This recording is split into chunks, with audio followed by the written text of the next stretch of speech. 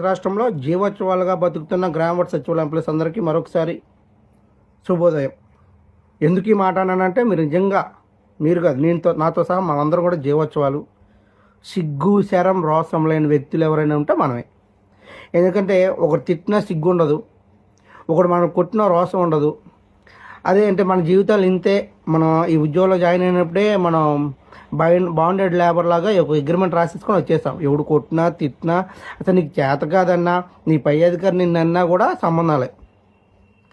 ఎటుపోతున్నాం అంటే ఒక ఉద్యోగంలో జాయిన్ అయినాక ఏమైనా ఫండమెంటల్ రైట్స్ లాగా మొత్తం అన్నీ వదిలేసి ఇంకా నిన్ను ఎవడు తిట్టినా కొట్టినా సంబంధం లేదు, నా ఉద్యోగం నాది, నాకు వస్తున్న 30,000 చాలు, నన్ను తిట్టినా పర్లేదు కొట్టినా పర్లేదు కానీ నేను మాత్రం నా ఉద్యోగం నేను నిర్వర్తించాలి, నా 30,000 నేను తీసుకోవాలి. ఇదే కాన్సెప్ట్లో బతుకుతున్న గ్రామ వార్డు సచివాలయం ఉద్యోగులు. మరొకసారి చెప్తున్నా, అవును, జీవోత్సవాలుగా బతుకుతున్న గ్రామ వార్డు సచివాలయం ఉద్యోగులు.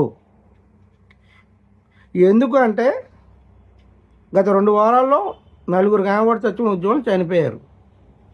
అనకాపల్లి అవనాయండి, రోడ్ యాక్సిడెంట్లో హార్టికల్చర్ ఎంప్లాయ్ అవనాయండి, మన్యం జిల్లాలో ఒక విలేజ్ సర్వర్ అవనాయండి, మరి ఇంకో వ్యక్తి రత్నం గారు. సో ఇంతమంది చనిపోయినప్పుడు ఏం చేస్తున్నారు?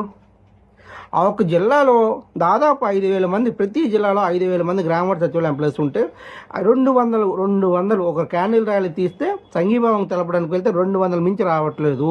అంటే దీని అర్థం ఏంది? అది కన్సర్న్ డిపార్ట్మెంట్ వాడు చచ్చిపోయినప్పుడు వాళ్ళు 400 ఉన్నా వాళ్ళు 200 రారు, అసలు 5,000 మందిలో 200 రారు. కానీ మన హక్కులు మనకు రావాలి, మన హక్కులు మాత్రం మనకు వచ్చేయాలి. ఇన్ టైంలో నోషనల్ ఇంక్రిమెంట్, ఇన్ టైంలో ఆటోమేటిక్ అడ్వాన్స్ స్కీమ్, ఇన్ టైంలో ప్రమోషన్, ఇన్ టైంలో బేసిక్ అన్నీ రావాలి. నువ్వు బయటకు రావు.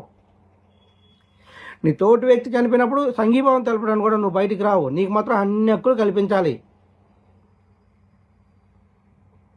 నిజంగా చెప్తున్నాను, చచ్చిపోయిన వాళ్ళతో సమానంగానే బతుకుతున్నాం. మనం కూడా చచ్చిపోయిన వాళ్ళతో సమానంగా బతుకుతున్నాం.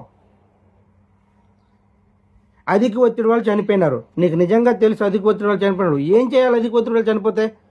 అరే 5,000 మందిలో 500 మంది వస్తారా ఎక్కడికైనా? ఒక యాక్టివిటీ చేసుకోలేరా మాత్రం జిల్లాల వారీగా? దాన్ని కూడా మేము గుచ్చి చెప్పాలి. అరే బాబు, మీ జిల్లాలో ఎలా జరిగింది, మీరు రండి, దయచేసి ముందుకు రండి, మీ వల్ల 25 జిల్లాలైనా బాగుపడతాయి, ముందుకు వస్తారని అది కూడా చెప్పాలి.